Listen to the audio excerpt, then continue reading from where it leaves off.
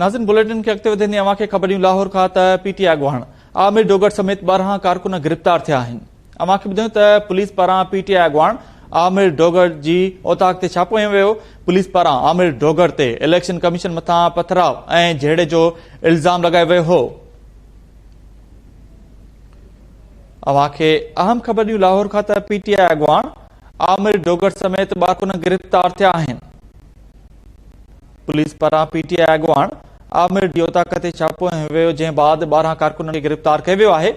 Police पारां आमिर डोगर ते election commission मथां पथराव ऐं झेड़े जो इल्ज़ाम लॻायो वियो हो।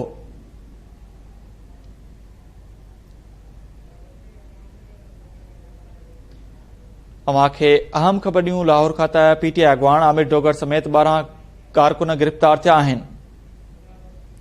इन हवाले सां वधीक तफ़सीलनि लाइ असां सां लाइन ते मौजूद आहे लाहौर मां केटी न्यूज़ जो रिपोर्टर खुदा बख्श उजण। जी खुदा बख्श, अपडेट कजो।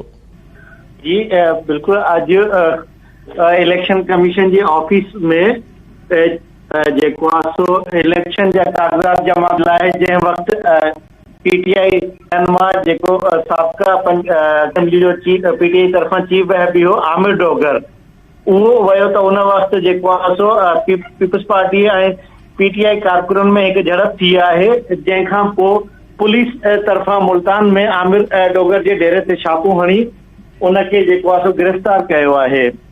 पुलिस जो चवणु आहे त जेको आहे सो पीटीआई कारकुननि जेको आमिर डोगर जे चवण ते जेको आहे सो कारकुननि ते तशद्दुद ऐं पथराव कयो आहे ऐं ड्यूटी अटकाव जे करे जेको आहे सो खेसि गिरफ़्तार कयो वियो आहे।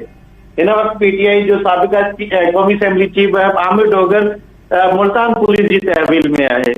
जी, वॾी महिरबानी अपडेट करण लाइ।